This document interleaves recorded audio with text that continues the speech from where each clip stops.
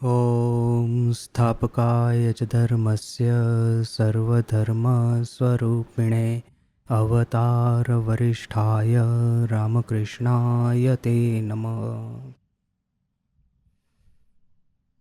আপনারা এটা খুব ভালো অনুষ্ঠান করেন রেগুলারলি, আর আমি দেখছি যে তো আপনারা সংসারের দায়িত্বও আছে, তবুও এত নিয়মিত রূপে আপনারা এটা মানে মিটিংয়ে আসেন। আর সীমাদিকেও দেখছি যে ওনার ডেডিকেশনটা খুব রেগুলার আর খুব মানে এত ভক্তি ভরে এইসব অনুষ্ঠান অ্যাটেন্ডও করেন আর অর্গানাইজও করেন। তো আর আমিও মাঝে মাঝে এখানে আসি, তো খুব ভালো লাগে। আর বাংলা কথা বলার একটা সুযোগও পেয়ে যাই। না হলে এখানে তো সাউথ ইন্ডিয়াতে হিন্দিও বলতে পারছি না, এখন বাংলা কথা তো দূরের কথা। তো এটা খুব ভালো। আপনাদের সবাইয়ের উপর ঠাকুরের, মায়ের, স্বামীজির মঙ্গল আশীর্বাদটা হোক। আর আজকের যেটা সাবজেক্ট, একটা কথা আছে শরণাগতি আর শ্রদ্ধা। তো দেখুন, শ্রদ্ধা সম্বন্ধে তিনজন আমাদের ঠাকুরমা স্বামীজি তিনটা কথা বলেছে। এই তিনটা কথার তিনটা স্টোরি আর তিনটা কথা, তিনের ভিতরে সামঞ্জস্য আর কন্ট্রাডিকশন, মানে সিমিলারিটি আর কন্ট্রাডিকশন, এটা কেমন সুমধুর একটা হচ্ছে। ঠাকুরের সেই ফেমাস কথা যে লঙ্কাতে একজন ভারতে আসতে চেয়েছিল, সেই লঙ্কার রাজা বিভীষণের কাছে গিয়ে বলল যে আচ্ছা আমি ভারতে যাব, মাঝখানে সমুদ্র আছে, তো কি করে যেতে পারি? তো বিভীষণ কি করলেন, ওকে একটা কাগজে একটা মন্ত্র লিখে দিয়ে দিলেন। বললেন যে এইটা তোমার কাপড়ে একটা দিয়ে যাও, ওর তোমার কাছে রাখবে, কিন্তু দেখবে না কি লেখা আছে, আর সোজা চলে যাবে। তো ওনার রাজার কথা মতো এই লোকটি কী করলেন, ওই যে মন্ত্রটা কাপড়ে মোড়া দিয়ে ওই যে মানে খুব মানে দিব্যি সমুদ্রের উপর চলে যাচ্ছিল। হঠাৎ মাঝখানে ওর একটু জিজ্ঞাসা হলো, ওর একটু কিউরিওসিটি হলো যে ভিতরে মন্ত্রটা কি লেখা আছে, গিয়ে খোলে একটু দেখি। তো যেমনি ওটা খুলে দেখলেন যে শুধু রাম লেখা আছে। তো ভাবলো বাস এই শুধু রাম নাম। যেমনি এই একটা অবিশ্বাস এলো, এমনি সে সমুদ্রের ভিতরে ডুবে গেল। আচ্ছা, এটা তো ঠাকুরের কথা হলো। এখন মায়ের কথা দেখুন, এমনি সিমিলার কথা আছে মায়ের। একজন একজন গুরু ছিলেন। এই গুরুর একটা ইম্পর্ট্যান্ট ফাংশন ছিল। তো উনি ওখানে ওনার একজন শিষ্যা ছিলেন। তো শিষ্যাকে বলেছে তোমাকে এখানে আসতেই হবে, না আসলে চলবে না। তো শিষ্যা যখন এসেছে, সেই তো খুব ভক্তিমতী স্ত্রী ছিলেন। উনি এলেন, দেখলেন মাঝখানে নদী আছে। এটা নদীতে এত বড় নদী, আর খুব মানে জোরে নদীর প্রবাহ বইছিল। তো ভাবলে কি করে যাবে, কিন্তু গুরুর উপর নিষ্ঠা আছে, তো গুরু আদেশ দিয়েছে, তো তোমাকে আসতেই হবে, না এলে চলবে না। তো সেই মেয়ে, ভক্তিমতী মেয়ে কি করলো, গুরুর নাম নিয়ে নদীর উপর হাঁটতে লাগলো। আর যেমন গুরুর নামে এত শ্রদ্ধা যে পুরো নদী হেঁটে পার হয়ে গেল। আচ্ছা, ও যখন এলো তখন গুরুকেও তো একটু আশ্চর্য বোধ হলো। আচ্ছা, আমি তোমাকে বলে তো দিয়েছিলাম, কিন্তু আমি তো জানি যে মাঝখানে এমন নদী আছে, তো নদীটা তুমি কি করে পার করলেন? তো সেই মেয়ে বলল যে গুরুদেব, আমি তো আপনার নাম দিয়ে নদী পার করেছি। তো সেই গুরু ভাবলেন যে আচ্ছা, আমার নামে এত পাওয়ার আছে, তো আচ্ছা দেখি গিয়ে আমি নিজে টেস্ট করে দেখি। ও সে নদীর কাছে গেছে, আর আমি তো ওর নিজের নাম নিয়েছে, তো আমি বলে নদী পার করতে চেষ্টা করছে, ও নদীতে ভিতরেই ডুবে গেল। দেখুন যে মেয়ের তো ভক্তি আছে গুরুর উপর, কিন্তু গুরুর নিজে আত্মশ্রদ্ধা নেই। তো আত্মশ্রদ্ধার অভাবে গুরু গেলেন ডুবে। আচ্ছা, এই দিকে স্বামীজির একটা কথা আছে, সেই কঠোপনিষদের ফেমাস নচিকেতার কথা। তো স্বামীজি বলছে যে কঠোপনিষদ হচ্ছে আমার সব থেকে প্রিয় উপনিষদ। তো সেই কঠোপনিষদে কিন্তু নচিকেতা কি বলছে, বহুনা মেমি প্রথমো, বহুনা মেমি মধ্যমো। অনেকেরই ভিতরে আমি প্রথম আছি, অনেকেরই ভিতরে আমি মধ্যম আছি হয়তো, কিন্তু কারুর ভিতরে আমি অন্তিম নাই, কারুর ভেতরে আমি লাস্ট নাই, সর্বকনিষ্ঠ নাই। তো দেখুন যে সেই আত্মশ্রদ্ধার ভাব যেটা নচিকেতার ভিতরে প্রকট হয়েছে, সেই স্বামীজি বলছে দেখুন, আত্মশ্রদ্ধা আমাদের দেশের প্রত্যেক যুবক যুবতীর ভিতরে এটা জাগিয়ে তুলতে হবে। এখন দেখুন এই তিনটে কথা আছে ঠাকুর মা স্বামীজি তিনেরই যে শ্রদ্ধা কাকে বলে এটার উপর কম্প্যারিজন আর কন্ট্রাস্ট করতে গেলে সেই বিভীষণের কথা সেই ঠাকুরের কথা যে রাম নামের উপর যদি বিশ্বাস থাকে সম্পূর্ণ যদি নিষ্ঠা থাকে তাহলে আমরা সেই সমুদ্রও পার করে দিতে পারি। এই দিকে আছে কিন্তু যে নচিকেতার নিষ্ঠা সে আত্মশ্রদ্ধা, ওখানে আছে ভগবান রামের উপর শ্রদ্ধা, এখানে আছে আত্মশ্রদ্ধা।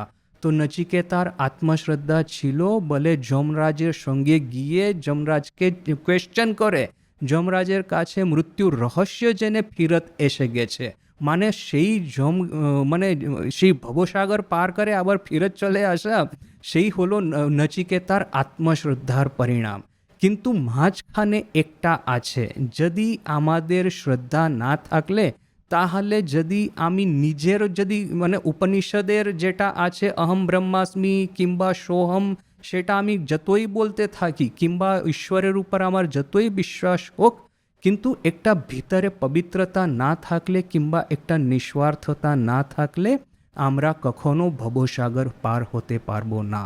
তো এই যে ভবসাগর পার হওয়ার জন্য দিন প্রতিদিনের জীবনে একটা শান্তি আনন্দ পাওয়ার জন্য এই একটা সিক্রেট ফর্মুলা আছে। ঠাকুরমা স্বামীজি বলেছেন একটা তো হওয়া চাই শ্রদ্ধা আর একটা হওয়া চাই পবিত্রতা।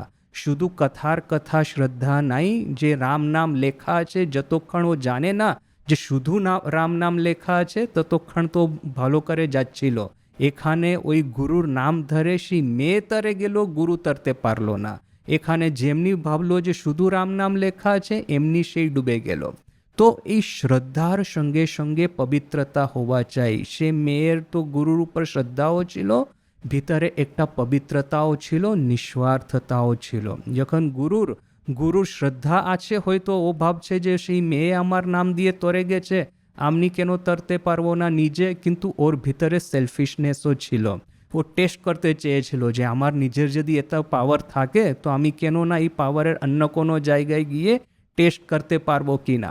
সেই নিজের এরকম চেষ্টা কিংবা নিজের একটা স্বার্থপরতা থেকে ও ডুবে গেল।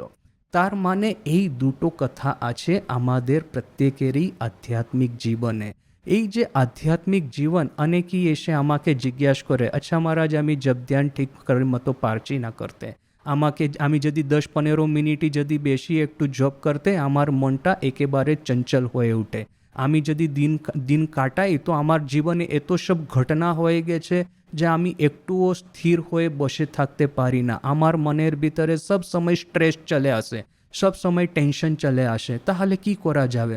আমি বলি, যারা রামকৃষ্ণ সংঘের ভক্ত, যারা ঠাকুরমা স্বামীজির শরণাগত হয়েছেন, ওদের পক্ষে জব ধ্যান করা কিংবা একটা স্ট্রেস ফ্রি, একটা পিসফুল, একটা আনন্দময় জীবন কাটা সেটা কোনো মানে অসম্ভব ব্যাপার তো নাই, সঙ্গে সঙ্গে কোনো কঠিন কাজও নাই। আমাদের প্রত্যেকেরই পক্ষে এটা একেবারে সহজ সোজা আর খুবই সিম্পল। কি করতে হবে? ঠাকুর মা স্বামীজির এটা যেটা লিটারেচার আছে, বাংলাতে হোক কিংবা ইংরেজিতে হোক কিংবা যে কোনো ল্যাঙ্গুয়েজে আমাদের পড়তে ভালো লাগে, সেই ল্যাঙ্গুয়েজে আমাদের লিটারেচার একের পর এক বইটা পড়তে হবে। সে বইয়ের ভিতরে ঠাকুরমা স্বামীজির শব্দের ভিতরে এত শক্তি আছে, এত পাওয়ার আছে যে যেমনি আমরা পড়তে প্রারম্ভ করি তেমনি আমাদের ভিতরে যতগুলো মলিনতা মালিন্য আছে কিংবা এই যে অঙ্কট বঙ্কট আছে কিংবা কপট আছে কিংবা ছল আছে কিংবা স্বার্থপরতা আছে, জন্ম জন্মান্তরে সেই কর্মের এইটাই বোঝা নিয়ে আমরা চলে এসেছি, সেই সব কোথা হওয়া হয়ে যায় বুঝতেও আমরা পারবো না। এই যে কর্পূরের আরতি যখন করি তখন পিছনে কিছু থাকে না, সম্পূর্ণরূপে ওটা বাষ্পীভূত হয়ে যায়, আমরা বুঝতেই পারবো না যে এখানে কর্পূরটা ছিল যে সম্পূর্ণপূর্ণে চলে গেছে। তো এই রকম এক কর্পূরের মতন সম্পূর্ণরূপে দহন হয়ে যায় যদি এই ঠাকুরমা স্বামীজির বইগুলো, ওনার শব্দ, ওনার বাণী আমরা দিন প্রতিদিন প্রত্যেক দিন যদি নিয়ম মতন করে বসে পাঠ করি। অনেক সময় আমি কাউকে বলি যে আপনারা যখন জপ ধ্যান করেন দুটো জিনিস সঙ্গে রাখবে, এক হাতে রাখবেন কথামৃত আর এক হাতে রাখবেন জপমালা।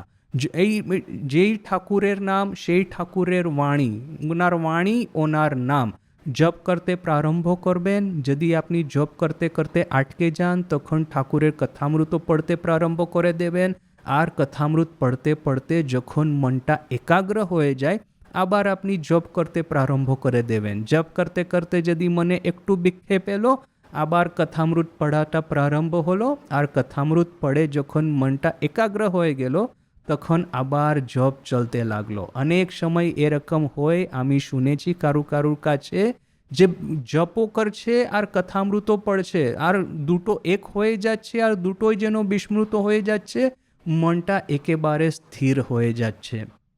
তো এইরকম অবস্থাও আসবে। তো এই যে আমাদের বইগুলো, আমাদের বইয়ের ভিতরে ঠাকুরমা স্বামীজির বাণীগুলো এত প্রভাব আছে, সেই প্রভাব নিয়েই যেন আমরা এই জীবনটা কেটে দিতে পারি। তো এখন একটা সুন্দর প্রসঙ্গ আছে। মহাপুরুষ মহারাজ তখন বেলুর মঠে ছিলেন আর একজন ছেলে মহারাজের কাছে এসে জিজ্ঞাসা করছেন যে আপনি আমাকে মন্ত্র দীক্ষা দিন। তো সেই সম্বন্ধে প্রথম তো মহাপুরুষ মহারাজ বলছেন যে আচ্ছা দেখো, যে আমি তো মন্ত্র দীক্ষা দেওয়ার জন্য এরকম কোনো আদেশ প্রাপ্ত হয়নি এখন পর্যন্ত, কিন্তু হ্যাঁ আমি একটা কথা জানি যে শ্রী রামকৃষ্ণ নামেই এই জগতে এই যুগে মহামন্ত্র। উনি কি বলেছেন, আমি জানি রামকৃষ্ণ নামেই এই যুগের মহামন্ত্র। যে ভক্তি ভরে পতিত পাবন যুগাবতার শ্রী শ্রী ঠাকুরের নাম জপ করবে তার ভক্তি মুক্তি সবই করামলক বোধ। রামকৃষ্ণ এই যুগের ডঙ্কা মারা নাম, জীবের মুক্তির জন্য রামকৃষ্ণ নাম জপই যথেষ্ট। আর কোনো দীক্ষার প্রয়োজন আছে বলে তো আমার মনে হয় না। যে কায় মনোবাক্যে শ্রী রামকৃষ্ণের আশ্রয় নেবে, তার নাম জপ করবে, সেই মুক্ত হয়ে যাবে, তাতে বিন্দু মাত্র সন্দেহ নেই। যিনি রাম, যিনি কৃষ্ণ, তিনি এই যুগে শ্রী রামকৃষ্ণ রূপে আবির্ভূত হয়েছেন জীবকে মুক্তি দেবার জন্য। তো সেই রামকৃষ্ণের নাম আর সেই রামকৃষ্ণের বাণী। একটা ফানি ইনসিডেন্ট আছে আমাদের সঙ্গে।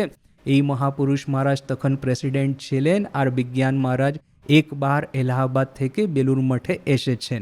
যে কয়েকজন ভক্ত এলো আর মহাপুরুষ মহারাজকে নিবেদন করলো পাউরুটি আর মাখন। মাখন মানে বাটার। তো এই মাখন আর এই পাউরুটি নিবেদন করে মহাপুরুষ মহারাজকে দিলেন। তো মহারাজ বললেন যে আচ্ছা একটা কাজ করো, এই পাউরুটি গিয়ে বিজ্ঞান মহারাজ এসেছেন, উনি কাছের কামরাতেই আছেন, যাকে গিয়ে ওনাকে দিয়ে আসুন। তো এই ভক্তেরা এলেন, এসে মহারাজকে বিজ্ঞান মহারাজকে বললেন যে মহাপুরুষ মহারাজকে এটা আমরা নিবেদন করতে এসেছিলাম, উনি বললেন যে আপনাকে দিতে। তো যেমনি এই যে বিজ্ঞান মহারাজ পাউরুটি দেখলেন সঙ্গে সঙ্গেই বলে উঠলেন যে বাটার কোথায়, বাটার না থাকলে পাউরুটি খাবো কিসের সঙ্গে। উনি বালক স্বভাব তো এনারা, মানে খাবার কোনো এই লোভ নাই, শুধু বালক স্বভাব ভিতরে যে ওই যে চাইল্ডিশনেস তো নেই, এই যে বালক ভাব, মধুর বালক ভাব ওনার ভিতরে যে প্রকট হচ্ছে, ওইটা দেখে সব ভক্তেরা মুগ্ধ হয়ে গেলেন। আর মহাপুরুষ মহারাজের কাছে গিয়ে বললেন যে মহারাজ বলেছেন যে বাটারও সঙ্গে সঙ্গে দিতে, না হলে উনি পাউরুটি খাবে কিসের সঙ্গে। তখন মহাপুরুষ মহারাজ বললেন আচ্ছা ঠিক আছে, এই বাটার তোমরা এনেছো, ওই গিয়ে ওনাকে দিয়ে আসুন। তো এই ভক্তেরা বাটার নিয়ে বিজ্ঞান মহারাজকে দিতে এসেছেন। তো বিজ্ঞান মহারাজ একেবারে ছেলের মতন, ছোট্ট বালকের মতন, দিব্য বালকের মতন এক হাতে পাউরুটি আর এক হাতে বাটার নিয়ে আনন্দ করতে করতে বলতে লাগলেন যে এইটা হলো ব্রহ্ম আর এইটা হলো শক্তি। যেমন ব্রহ্ম আর শক্তি অভেদ এক সঙ্গেই থাকে, তেমনি এই পাউরুটি আর বাটার এটা দুটো অভেদ এক সঙ্গেই থাকে। তো এই দেখুন, যেমনি ব্রহ্ম ও শক্তি অভেদ, যেমনি বাটার আর পাউরুটি অভেদ, তেমনি ঠাকুরের নাম আর ঠাকুরের বাণী অভেদ। যখন আমরা জপ করি তখনই যদি জপে যদি কিছুটাও ব্যাঘাত হয়, একটুও যদি মন না বসে, তখন সঙ্গে সঙ্গে ঠাকুরের বাণী পাঠ করতে গেলে দেখবেন যে মনটা কেন একেবারে ঠিক হয়ে যাচ্ছে। আচ্ছা, এই যে ভক্ত আর মহাপুরুষ মহারাজের গল্প, এই ভক্ত আবার জিজ্ঞাসা করছেন ঠাকুরের নাম তো যতটা পারি জপ করি, তার কাছে প্রার্থনাও করছি। তিনি যে যুগাবতার ভগবান, তাতেও আমার পূর্ণ বিশ্বাস আছে। আপনি তাঁরই অন্তরঙ্গ পার্ষদ। আপনার কৃপা পেলে আমার জীবন সার্থক হয়ে যাবে, এই আমার ধারণা। দেখুন, এত বিনম্রভাবে যখন ভক্ত বলছেন, তখন মহাপুরুষ মহারাজ কি বলছেন? আমার তো কৃপা আছেই, নেইতে এত বলছি কেন? খুব প্রার্থনা করছি বাবা, তোমার কল্যাণ হোক। তাঁর দয়ায়, তাঁর অবতারত্বে যখন তোমার পূর্ণ বিশ্বাস হয়েছে, তখন আর কোনো ভাবনা নেই। তুমি মহাভাগ্যবান, পূর্বজন্মার্জিত বহু সুকৃতির ফলে ভগবানের যুগাবতারত্বে বিশ্বাস হয়। তা যখন তোমার হয়েছে, তখন আর ভাবনা কি? আমি বলছি, আমার কথা বিশ্বাস করো, তুমি এই ভববন্ধন হতে মুক্ত হয়ে যাবে নিশ্চয়। খুব প্রাণ ভরে তাকে ডাকো, কাতরে প্রার্থনা করো, তিনি তোমার এই বিশ্বাস আর কবে দেবেন, এবং ভক্তি বিশ্বাসে তোমার হৃদয় পরিপূর্ণ হয়ে যাবে। দেখুন যে ঠাকুরের আমাদের উপর এত দয়া আছে, একটুও যদি প্রাণ ভরে প্রাণের আবেগে আমরা ডাকতে পারি, তখন উনি আমাদের কথা শুনবেন। কেন শুনবে না? সেই জয়রাম বাটির একটা খুব সুন্দর কাহিনী আছে, কথা আছে, যে একজন মেয়ে নিজের হাজব্যান্ড আর কয়েকজন ছোট ছেলে মেয়ে নিয়ে ও জয়রামবাটি এসেছে। এখন এসে দেখছে কি, আমরা যদি জয়রামবাটি গিয়ে থাকি তো আমরা তো জানি যে মায়ের তো সেই একটা ছোট্ট ঘর, তার ভিতরে এত রাজ্যের লোক থাকে। সেই পাগলি মামিও আছে, সেই রাধুও আছে, নলিনী আছে, মাকু আছে, ভাইয়েদের খাওয়া দাওয়া সবাই তো ওখানেই হয়। তার ভিতরে কত সব ত্যাগী সন্তান থাকে মায়ের সেবার জন্য। তো এই মেয়ে ভক্ত এসেছে, আবার ওর ছেলে মেয়ের আবার জ্বর।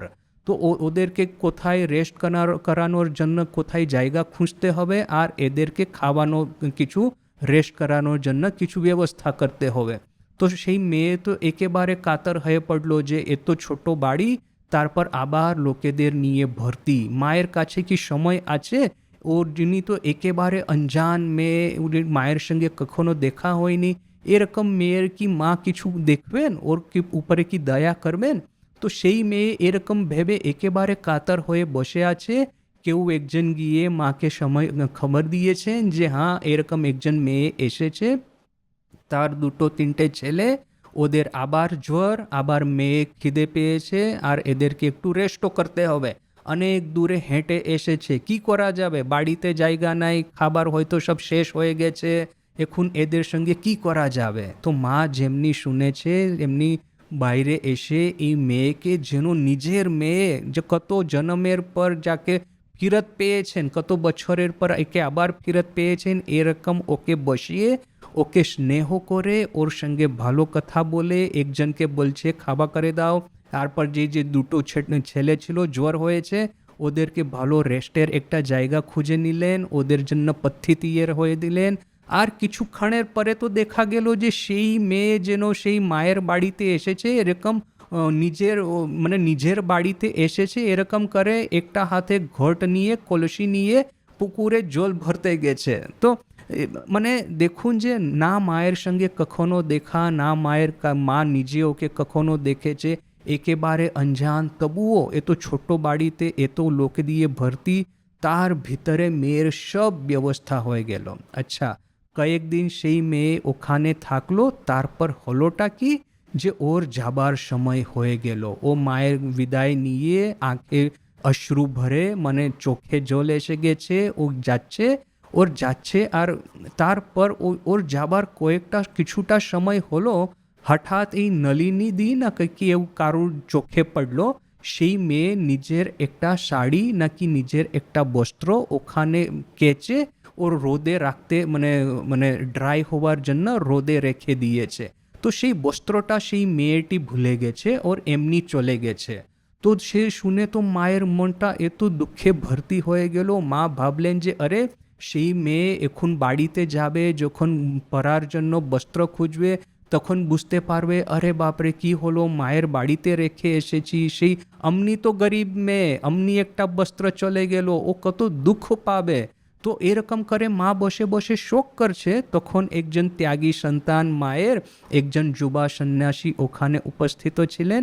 উনি মাকে বললেন যে আচ্ছা মা, আমি কি একটা কাজ করি, ওনারা তো বোধ হয় বেশি দূর যাননি, এই বস্ত্রটা নিয়ে আমি ছুটে যাব আর ওদেরকে খুঁজে ওদের বস্ত্রটা দিয়ে দেব। তো তখন মায়ের মনে খুব একটা হাসি এসে গেল। উনি বললেন যে আচ্ছা তুমি একটা কাজ করো, তুমি যখন যাবে ছাতা নিয়ে যাবে, রোদ খুব আছে। তো ঠিক আছে, মায়ের আদেশ মতো এই ত্যাগী সন্তান এক হাতে বস্ত্র আর এক হাতে ছাতা নিয়ে সেই মাঠে ছুটে ছুটে গেলেন। দেখলেন যে সেই কাপল, যে মেয়ে আর তার হাজব্যান্ড এই যাচ্ছিলেন, তো মানে ডেকে ডেকে ওনাকে থামালেন। তখন এই মেয়ে জিজ্ঞাসা করছে, মহারাজজি আপনি কেন আমার পিছনে এলেন? তখন এই মহারাজজি এই বস্ত্রটা ফেরত দিলেন আর বললেন যে মা এত দুঃখিত হয়ে গেছেন যে তুমি এই বস্ত্রটা ছেড়ে চলে এসেছে, যে উনি আমাকে আদেশ করলেন বলে আমি এখানে এলাম। তখন মেয়ে ভাবলো যে দেখুন, যে একেবারে তো অনজান ফ্যামিলি, এই যে মায়ের কাছে এসেছে, কোথায় থাকবে কোথায় খাবে সে কিছু ঠিক নাই, তবুও আমাকে রেখেও দিলেন, আর আমি যদি একটা বস্ত্র ছেড়ে চলে এসেছি তো ওইটা ফেরত করার জন্য একজন সন্ন্যাসী মহারাজকে আমার পিছনে পাঠালেন। এটা কি আমার নিজের মাও যদি থাকতো তাও উনি করতে পারতেন না। তো মেয়ে তো মহারাজকে প্রণাম করে, কত মানে ওনাকে এ করেছে, মহারাজ আপনি এলেন, আমার জন্য আপনাকে একটু ছুটে আসতে হলো, আমাকে ক্ষমা করুন, এরকম করে কত বিনতি করে মহারাজকে থ্যাঙ্ক করে ওনারা ফিরত চলে যাচ্ছেন। এখন এই সন্ন্যাসী মহারাজ যখন ফিরত এলেন, হঠাৎ দেখলেন যে মেয়েটি আর একটা বস্ত্র ছিল সেটাও ছেড়ে চলে গিয়েছেন। তখন মা যখন দেখতে পেলেন, মা তো একেবারে কেঁদে ফেললেন যে আচ্ছা আমার মেয়ে সেই বেচারি, একেবারে ওর কাছে থাকা খাওয়া পরার সুবিধা বেশি নাই, আর একটা বস্ত্র ও ছেড়ে চলে গেছে, আরে বাপরে ও কি হবে যখন বাড়িতে চলে যাবে, দেখবে যে আমি এটা ছেড়ে এসেছি, আমি আর পরার জন্য কিছু পারছি না। এরকম করে মাকে কাঁদতে দেখে এই সন্ন্যাসী মহারাজ আবার বললেন যে মা, আমি কি এই বস্ত্রটাও দিয়ে ওকে ফেরত দিয়ে আসবো? তখন কিন্তু এই নলিনীদি তখন রেগে গেলেন, বললেন যে আর এত দয়া দেখাতে হবে না, সেই মাগি এত কম বয়স, এত কাচ্চা বাচ্চা করে ফেলেছে, কাচ্চা বাচ্চা সামলানোর ও মানে ও পারছে না, ওর হাজব্যান্ডকে ও সামলাতে পারছে না, আবার মায়ের কাছে এসে যতগুলো রাজ্যের এই সব ট্রাবল, যতগুলো ওর কিছু প্রবলেম আছে সব কিছু মায়ের ঘাড়ে চাপিয়ে দিচ্ছে, আবার এই সব বস্ত্র ফেলে চলে যাচ্ছে। আর আপনি সন্ন্যাসী সাধু, আপনি এই মেয়ের বস্ত্র নিয়ে খোলা মাঠে ছুটে ছুটে বেড়াচ্ছেন, আর এত দয়া দেখাতে হবে না। তো নলিনী দিদি এত রূঢ় স্বরে এই কথা বললেন যে মা আবার কাঁদতে লাগলেন। আর মাকে কাঁদতে দেখে সন্ন্যাসী মহারাজ বললেন যে না, আমি এইবার আবার যাচ্ছি, এই দ্বিতীয় সেকেন্ড বস্ত্রটা যে ছেড়ে দিয়েছেন ও ভুলে গেছে, এটাও দিয়ে আসছি। যখন এই বস্ত্র ফেরত দেওয়ার জন্য ও ওখানে ছুটে ছুটে আবার গেলেন, মেয়েটিকে দেখতে পেলে ডেকে ডেকে ওকে থামালেন, সামনে গিয়ে বস্ত্রটা যখন দিলেন, তখন এই মেয়ে কেঁদে ফেলল, বলল যে এই জগদম্বা, জগৎ জননী, জগদ্ধাত্রী ছাড়া মানুষের উপর আমার মতন অধম, আমার মতন পাপী, আমার মতন ছোট্ট লোকের উপর এত দয়া আর কে দেখাবে? মা সত্যি সত্যি মায়ের দয়ার আমি প্রত্যক্ষ প্রমাণ পেলাম। মা আমার নিজের মা, মা আমার নিজের মায়ের চেয়েও বেশি স্নেহ করে, সেই প্রমাণটা এই কয়েকদিনের ভিতর আমি পেয়েছি। কিন্তু এখন তা আর দ্বিতীয় প্রমাণ পেলাম, মা শুধু আমার মায়ের চেয়ে বেশি স্নেহ করেন না, মানে ওটা তো আছেই আছে, সঙ্গে সঙ্গে মা হচ্ছেন সাক্ষাৎ জগদম্বা, সাক্ষাৎ জগদ্ধাত্রী। তো দেখুন, এই যদি কিন্তু এর ভিতরে এটা সিক্রেটটা কি ছিল, সেই মেয়ে যখন জয়রাম বাটিতে গেছে, মনের ভেতরে কত আশা নিয়ে গেছে, কত ভরসা নিয়ে গেছে, কত শ্রদ্ধা নিয়ে গেছে যে আমার জীবনের যত তাপ সন্তাপ আছে, আমার জীবনে যা কিছু স্ট্রেস, টেনশন, প্রবলেম যা কিছু আছে, একবার আমি মায়ের কাছে যাব, সব কিছু ঠিক হয়ে যাবে। অনেকেরই কি করে মিন্নত মানবে, হয়তো কোনো দেবতাকে পুজো করে বলবে, হয়তো কিছু বিধি করে, কিছু আঙ্গুঠি পরে ওনারা বলবে যে আচ্ছা এরকম করে বিধি করে যদি আমার সব প্রবলেমটা দূর হয়ে যাক, আমার কাছে টাকা নেই তো এই বিধি করলে আমার কাছে টাকা চলে আসবে, আমার ফ্যামিলি লাইফে প্রবলেম আছে, এই বিধি করলে ফ্যামিলি লাইফের প্রবলেমটা ঠিক হয়ে যাবে। মানে ঈশ্বরের সঙ্গে যেন একটা দোকানদারির সম্বন্ধ রাখতে চায়। আমি এই ঈশ্বরকে এই কয়েকটা টাকা দিলাম, এই কয়েকটা বিধি করলাম, আর তার রিটার্নে ঈশ্বর কি করবেন, আমার যতগুলো প্রবলেমটা ঠিক করে দেবেন। কিন্তু এই মেয়ে এইরকম ভক্ত ছিলেন না। ওর ভেতরে একটা মায়ের প্রতি যেমন অনন্ত শ্রদ্ধা ছিল, মায়ের কাছে আমি শুধু নিজের শরণাগতিটা জ্ঞাপন করব আর মায়ের কাছে শুধু প্রেম পাবো, তার ছাড়া আর কোনো আমাকে কিচ্ছু দরকার নাই। সেই ফেমাস সুদামার কথা, সুদামা ছিলেন ভগবান শ্রীকৃষ্ণের মিত্র, বাল্যবন্ধু।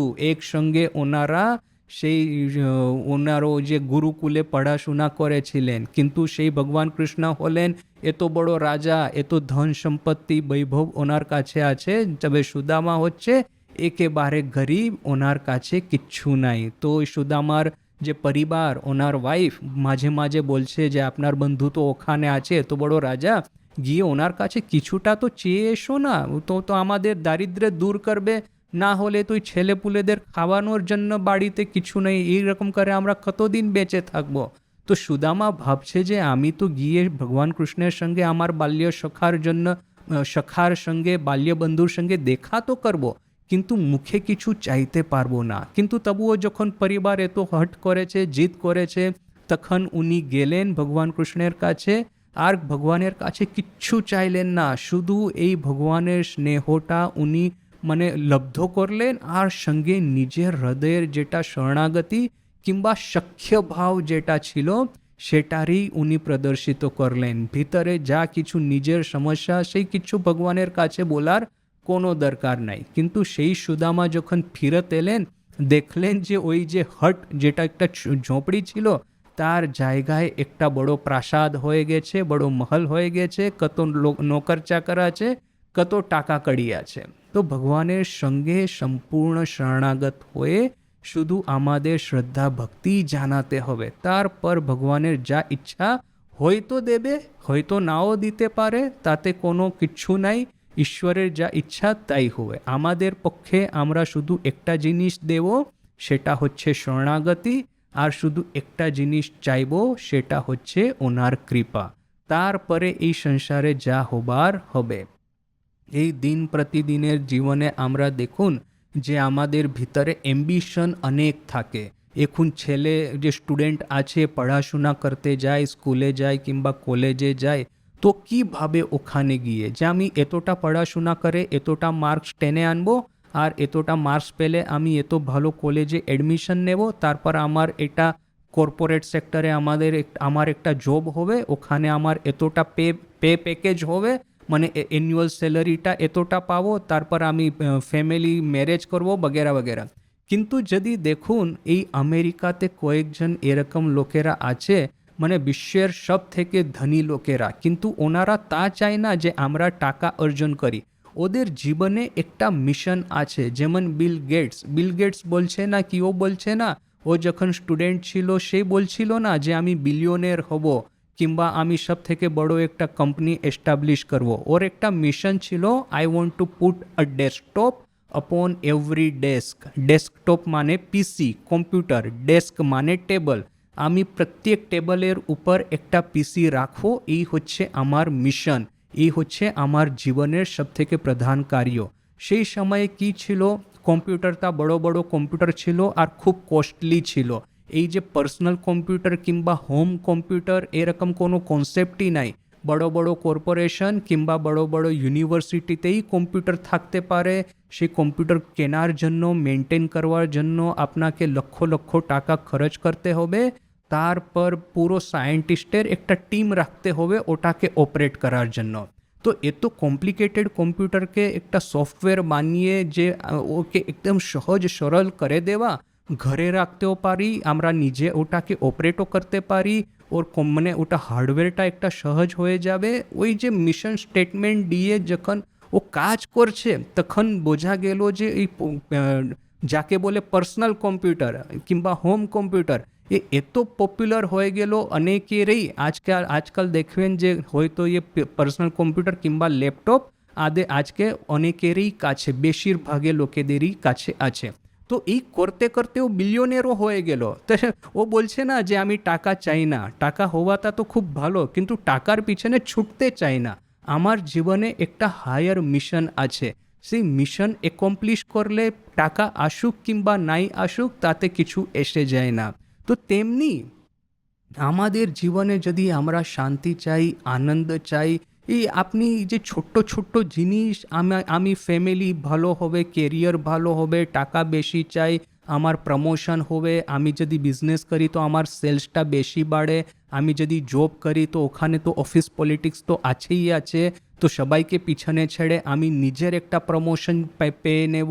এই রকম করে জীবনের এম কখনো রাখবে না। আধ্যাত্মিকটা তা বলছে না যে জীবনে সাকসেসফুল হব না, আধ্যাত্মিকটা বলছে যে ওর পিছনে ছুটো না, জীবনের একটা হায়ার এম হওয়া চাই। জীবনের এমটা হচ্ছে ঈশ্বরের প্রতি আমাদের শরণাগত হওয়া, ঈশ্বরের ভক্তি কৃপা লাভ করা। সেটা যখন হয়ে যায় তখন আর সব কিছু সঙ্গে সঙ্গেই চলে আসে। সেই মাস্টার মহাশয়ের কথা, খুব ভালো কথা বলেছিলেন, ঠাকুর পছন্দ করেনি তবুও মাস্টার মহাশয় বলেছিলেন। মাস্টার মহাশয় সেই ওখানে গেছে ব্রাহ্ম সমাজে, কয়েকদিন যে পুজোর ছুটি ছিল, ঠাকুর জিজ্ঞাসা করছেন কেন যে কয়েকদিন আসনি? তো মাস্টার মহাশয় বলছেন যে আমি পুজোর ছুটিতে কেশবের ওখানে গিয়েছিলাম, আর কেশবের একটা খুব ভালো কেশব একটা কথা বললো, আমাকে খুব ভালো লাগলো। তো ঠাকুর জিজ্ঞাসা করছেন যে কি বলেছে? তো মাস্টার মহাশয় বলছে যে কেশব সেন বলেছে যে এই দুর্গা পূজার মানেটা কি, হৃদয়ের ভিতরে যদি মা দুর্গাকে আমরা আনতে পারি তবে গণেশ, কার্তিকেয়, মানে সরস্বতী, লক্ষ্মী, এরা যারা মা দুর্গার যতগুলো সঙ্গী আছে এ সবগুলো সঙ্গে সঙ্গে আমাদের ভিতরে চলে আসে যদি মা দুর্গার উপর আমাদের শরণাগতি থাকে। ও শ্রীও আসবে, শক্তিও আসবে, পরাক্রমও আসবে, আর বুদ্ধিও আসবে, মেধাও আসবে, সব কিছু সঙ্গে সঙ্গে চলে আসবে যখন আমরা মা দুর্গাকে নিজের হৃদয়ে প্রতিষ্ঠা করতে পারি। তো অ্যাকচুয়ালি এই কথা আমাকেও খুব ভালো লেগেছে। তবে ঠাকুর কিন্তু একটু বলছে পরে যে আচ্ছা তুমি এখানে ওখানে যাবে না, তুমি একটু শুধু এখানে আসবে, মানে ঠাকুরের কাছে আসবে। এবার তারপর কি যে কেন এরকম কথা বলছে, যখন এক নিষ্ঠ ভক্তি হওয়া চাই গুরুর উপর, সেই জন্য। তো যাই হোক, কিন্তু এই কেশবের কথা আমাকে তো একটু ভালো লাগলো। যখন মা দুর্গার উপর, যখন ঠাকুরমা স্বামীজির উপর আমাদের সম্পূর্ণ শরণাগতি যখন আসে, তখন এই স্বামীজির মতন এই যে পুরো মানে আত্মশ্রদ্ধা, স্বামীজির মতন মেধা সেও চলে আসবে, এই রাজা মহারাজের মতন জপে নিষ্ঠা তাও সঙ্গে সঙ্গে চলে আসবে, মায়ের মতন এক উদার হৃদয়তা, পুরো জগতের উপর মাতৃভাব সেটাও সঙ্গে সঙ্গে চলে আসবে। এই যে মানে গিরিশ ঘোষের কাছে যেটা একটা ভৈরবের মতন একটা শ্রদ্ধা ছিল ঠাকুরের উপর, সেও সঙ্গে সঙ্গে চলে আসবে। আর এই যে সুরেশ মিত্র কিংবা এই রামচন্দ্র দত্ত, ওদের কাছে শ্রী ছিল, ধন ছিল, সেটাও সঙ্গে সঙ্গে চলে আসবে। ঠাকুর যখন আসবে তো একা তো আসবে না, নিজের সবগুলো মা, স্বামীজি, যতগুলো পার্ষদ আছে সবাইকে তো সঙ্গে নিয়ে আসবে। তো মথুর বাবুর মতন যে ধন ঐশ্বর্য সেও হয়তো চলে আসবে, কে জানে।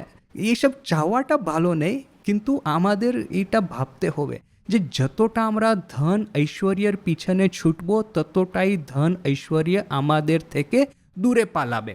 আর যত আমরা ধন ঐশ্বর্য থেকে দূরে পালাবো ততই ধন ঐশ্বর্য আমাদের পিছনে ছুটে আসবে।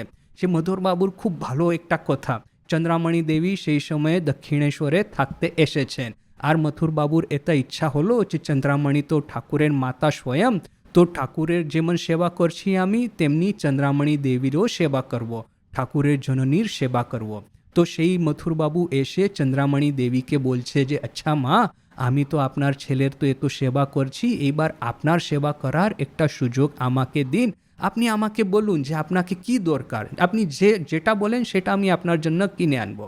তো কেন এখন দেখুন সেবা করার মানেটা মথুরবাবু কি করছে, ও তো ধন, বৈভব, ঐশ্বর্য ওটাই তো দেখেছে। ওর মতে তো ওর মতে তো এটাই তো জীবনের আসল জিনিস, এটা না থাকলে জীবন কিসের কাজে। তো ও ভাবছে যে আমি এই ধন ঐশ্বর্য দিয়ে ও মা চন্দ্রামণির সেবা করব। তো মা চন্দ্রামণি তো একেবারে একটু মানে ভাবতে লাগলেন। উনি বললেন যে আচ্ছা বাবা, তুমি তো এমনি তো আমার জন্য থাকার একটা ভালো একটা নহবতে আমার জন্য একটা জায়গা করেছো, আর খাবার তো জিনিসটা আমি সব পাচ্ছি, তো আর আমার জীবনের দরকার কি? তো মথুরবাবু ভাবছেন যে চন্দ্রামণি দেবীর কাছে, মা চন্দ্রামণির কাছে আছে কি? মানে পরার জন্য কয়েকটা শাড়ি, ওখানে থাকার জন্য সেই নহবত, আর খাবার জন্য কয়েকটা এই যে মানে মানে ভাত, মানে ওইটা অন্ন, এটা ছাড়া তো ওনার কাছে কিছু নাই। তবু উনি আমার কাছে চাইছেন না কেন কিছু? তো আবার উনি জিদ করতে লাগলেন, না মা, আপনাকে কিছু তো চাইতেই হবে আমার কাছে। তো এত জিদ করলেন, তখন শেষে মা চন্দ্রামণি বললেন যে আচ্ছা বেটা, বাবা আমি এমনি তো কিছু বুঝতে মানে ভাবতে পারছি না, তবে এই আমার যে তামাকুর যে এটা পান আছে সেইটা আমার শেষ হয়ে গেছে, তামাকুর পানগুলো আমাকে কিছুটা কিনে নাও, তাহলেই আমার বাস হয়ে যাবে তোমার সেবা করা। যখন মথুরবাবু এটা শুনলেন তখন উনি কেঁদে ফেললেন। উনি বললেন যে দেখুন, আপনার মতন ত্যাগী মা না থাকলে ঠাকুরের মতন ত্যাগীশ্বর কি জন্মায়? ওটা হতেই পারে না। তো এখানে দেখুন যে মা চন্দ্রামণি দেবীর ত্যাগের মাহাত্ম্য। এমনি এরকম কথা আছে, মায়ের সঙ্গে আছে। মা ওর রাধু ওই যে ওনার কয়েকজন ভক্তদের নিয়ে সাউথ ইন্ডিয়াতে, দক্ষিণ ভারতে যাত্রা করতে গেলেন। ওখানে ঘুরতে ঘুরতে রামেশ্বর গিয়েছিলেন। তো শশী মহারাজ তো মায়ের কাছে 108 বিল্লপত্র নিয়ে যে পূজাও করালেন। আর ওখানে রাজা ছিলেন যে ওখানকার, তো ওই যে মন্দিরের কাছেই একটা খাজনা ছিল, এই যে ট্রেজারি ছিল। তো রাজা কিন্তু আদেশ দিয়েছিলেন যে আমার গুরুর গুরু পরম গুরু আসছেন, তো ওনার আপনি ঠিক মতন সেবা করবেন, ওনার জন্য এই যে ট্রেজারি আছে খাজানা, ওর দরজাটা খুলে দেবেন, আর যদি মাকে যা দরকার সব কিছু যা ইচ্ছা উনি ওখান থেকে নিতে পারেন। গুরুর গুরু কেন বললেন? যে রাজার গুরু ছিলেন স্বামীজি, স্বামীজির গুরু মা, তো সেই জন্য বললেন যে আমার গুরুর গুরু পরম গুরু আসছেন, ঠিক মতন ওনার সেবা হওয়া চাই। তো ঠিক আছে, মা পুজো টুজো করে যখন এই যে ওই লোকেরা, ওখানকার স্থানিক লোকেরা, লোকাল, ওনাকে মাকে নিয়ে গেলেন সেই ট্রেজারির ভিতরে, খাজনার ভিতরে। ওই দরজা খুলেন, মাকে দেখালেন যে ওখানে হীরা আছে, মানিক আছে, সোনামোহর আছে, মানে কত জিনিস, সব এত ধন বৈভব, বিপুল ধন বৈভব। তো আর মাকে বলছেন ওনারা যে আচ্ছা মা, আমাদের রাজা হুকুম করেছেন এর পুরো খাজনা থেকে আপনি যা ইচ্ছা তুলে নিতে পারবেন। তখন মা বলছে দেখো বাবা, আমার নিজের তো কিছু দরকার নাই, কিন্তু এই রাধু এখানে আছে, যদি ওর কিছু দরকার থাকে ও নিয়ে নিতে পারেন। এবার দেখুন এই কথাটা মা নিজে বলেছেন, আর মা নিজে বলছে তখন আমার হৃদয়টা কিন্তু দূর হতে লাগলো, আমার হার্টটা যেন পালপিটেট হতে লাগলো। রাধু যদি কিছু চেয়ে বসবে তাহলে তো কত এম্বারেসমেন্ট হবে আমার পক্ষে। তো মা এরকম মনের ভিতরে সতত ঠাকুরকে প্রার্থনা করছে, ঠাকুর রাধুর ভিতরে কিন্তু কোনো রকম বিকার না জন্মে সেই রকম করবেন। তো রাধুও তেমনি, যে এইসব দেখে হীরা জওয়াহরাত, এই যে মণি মুক্তা, এই সব নিয়ে গয়না টয়না, এই যে সব দেখে ও বলছে যে আমি এইসব এইসব নিয়ে আমি কি করব? আমার একটা পেন্সিল হারিয়ে গেছে, সেই পেন্সিলটা আবার আমাকে কিনে দিন একটা, তাতেই আমি যথেষ্ট সন্তুষ্ট হব। তখন মা হাঁপ ছেড়ে বাঁচলেন। মা বলছে, নিজে বলছে, আমি হাঁপ ছেড়ে বাঁচলুম, তারপর বাইরে এসে রাধুকে একটা পেন্সিল কিনে ওকে দিয়ে দিলুম। দেখুন যে ঠাকুর, মা, স্বামীজি এদের জীবনে কখনো ধন সম্পত্তি ওনারা যদি চাইতেন তো যত চাইতেন তত উনি কালেক্ট করতে পারতেন। ঠাকুর নিজে বলেছে, আমি যদি চাইতাম কামার পুকুরকে সোনা দিয়ে মরে যেতাম, কিন্তু তবুও তোমাদের কিছু হতো না। মানে জীবনে আসল জিনিসটা হচ্ছে আধ্যাত্মিক বিকাশ, আর আধ্যাত্মিকতার জন্য সব থেকে বড় জিনিসটা আছে ঈশ্বরের প্রতি সম্পূর্ণ শরণাগতি আর সম্পূর্ণ নিঃস্বার্থতা। যদি এটা চলে আসে, দেখবেন যে আমাদের জীবনে আর সব কিছু ঠিক হয়ে যাবে। এই যেমন ধরুন ঠাকুর বলছে যে তুমি বড় লোকের বাড়িতে যাচ্ছ, আর ওকে যদি দ্বারওয়ান আছে ওখানকার, ওই দ্বারওয়ানকে গিয়ে বলো, জিজ্ঞাসা করো যে আচ্ছা বাবুর কত বাড়ি, কতখানি কোম্পানির কাগজ, কত ওনার সব ফিক্স, আজকের ল্যাঙ্গুয়েজে যদি জিজ্ঞাসা করি কত স্টক অপশন আছে, কত ফিক্সড ডিপোজিট আছে, এইসব। তো কি ও দ্বারওয়ান কিছু বলবে আপনাকে? মিছে আপনি ওর সঙ্গে কথা বলে কিছু আপনার টাইম ওয়েস্ট করবে। কিন্তু যখন বাবুর সঙ্গে আলাপ হয়ে যায় তখন বাবু নিজেই বলে দেবে যে ওনার কত বাড়ি আছে, কত ঘর দোর আছে, কত কোম্পানির কাগজ আছে, কত স্টক অপশন আছে, কত ইনভেস্টমেন্ট আছে, কত ফিক্সড ডিপোজিট আছে। এইসব তো বাবুই বলে দেবে, তারপর তো আমাদের ও ধরওয়ানের পিছনে ছুটে ছুটে জিজ্ঞেস করার দরকার নেই। তেমনি যদি ঠাকুরমা স্বামীজির উপর, ঈশ্বরের উপর আমাদের যেটা ইষ্ট আছে ওনার উপর যদি ভিতরের আকর্ষণ কিংবা সম্পূর্ণ নিষ্ঠা এসে যায় আর সব কিছু সঙ্গে সঙ্গেই ঠিক হয়ে যায়। দেখুন এই ভক্ত আগে মহাপুরুষ মহারাজকে জিজ্ঞাসা করছে, ভক্ত জিজ্ঞাসা করছে জপ কিভাবে করব, তার কি বিশেষ কোনো নিয়ম আছে? মহাপুরুষ মহারাজ উত্তর দিচ্ছে, প্রীতির সঙ্গে বারংবার নাম করাই জপ, তাই করবে এবং করতে করতে আনন্দ পাবে। জপের বিশেষ কোনো নিয়ম নেই, সব সময় চলতে ফিরতে, খেতে শুতে, শয়নে স্বপনে জাগরণে সর্বাবস্থায় জপ করা চলতে পারে। আসল জিনিস হলো প্রেম। যত প্রেম ভরে তার নাম করবে তত বেশি আনন্দের অনুভূতি হবে। তিনি অন্তর্যামী, তিনি দেখেন প্রাণ, প্রাণে ব্যাকুলতা এলে আর ব্যাকুল হয়ে তাকে ডাকলে সঙ্গে সঙ্গে তার ফল প্রত্যক্ষ করবে। শিশু যেমন মা বাপের কাছে আবদার করে ঠিক তেমনি করে তার কাছে কেঁদে কেঁদে বিশ্বাস ভক্তি প্রেম প্রার্থনা করো। তিনি জীবন্ত জাগ্রত দেবতা, পতিত পাবন, কলি কলমশহারি, परम कारुणिक भक्तवत्सल ও প্রেমময় প্রভু। খুব তার নাম করে যাও, সর্বাবস্থায় যতটা পারো ততটা জপ তো করবেই, কিন্তু বিশেষ করে সকাল সন্ধ্যায় নিয়ম করে নির্দিষ্ট একই স্থানে বসে জপ ধ্যান করা খুব দরকার, তাই করো। সেই ঠাকুরের গল্প, ছেলে যখন মাকে ভুলে ছুটাছুটি করছে ততক্ষণ মা কি ভাববে, আচ্ছা সেই খেলা করছে আমি নিজের কাজ করি, কিন্তু যেইক্ষণ খেলা শান্ত হয়ে গেল, সাঙ্গ হয়ে গেল আর ছেলে যখন জোরে জোরে কাঁদে আমি মার কাছে যাব, আমি আমার মা চাই, তখনই মা কি করবে, সব কিছু কাজটা ছেড়ে ছেলের কাছে চলে আসবে ছুটে আর ছেলেকে কোলে তুলে ওকে স্নেহ আদর করবে। তো সেই যে সম্পূর্ণ যে প্রাণে ব্যাকুলতা এলে ব্যাকুল হয়ে তাকে ডাকলে সঙ্গে সঙ্গে তার ফল প্রত্যক্ষ করবে। যেমন শিশু মা বাপের কাছে আবদার করে ঠিক তেমনি তার কাছে কেঁদে কেঁদে আবদার করতে হবে।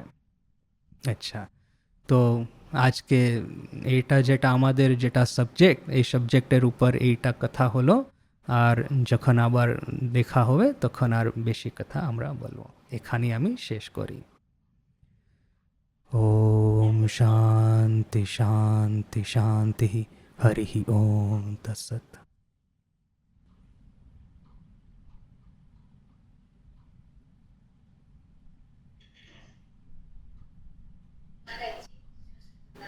জয় মা।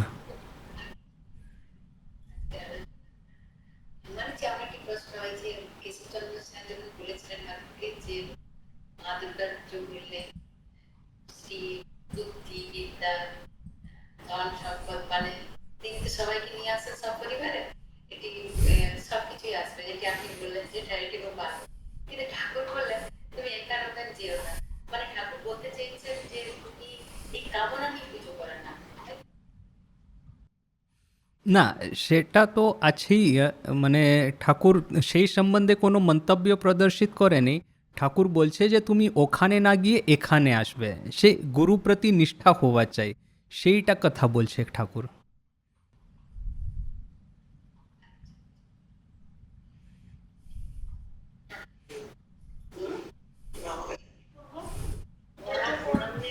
হ্যাঁ, প্রশ্ন করতে পার।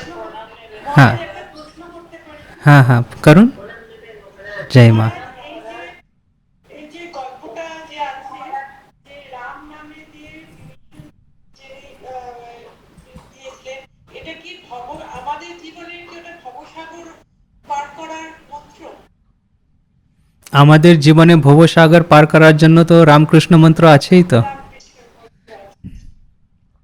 আর ওই যে মা যে বারবার যে ওই তার ভক্তকে কাপড় পাঠিয়ে দিচ্ছেন, তার গামছাটা পাঠিয়ে দিচ্ছেন, এটা কি শ্রদ্ধাটা কি মানে বড় থেকে ছোটর দিকেও যাবে, ছোটরা যেমন শ্রদ্ধা করবে বড়রাও সমান শ্রদ্ধা করবে? শ্রদ্ধা নেই, করুণা। মায়ের শ্রদ্ধা, মায়ের করুণা, আমাদের শরণাগতি মায়ের করুণা।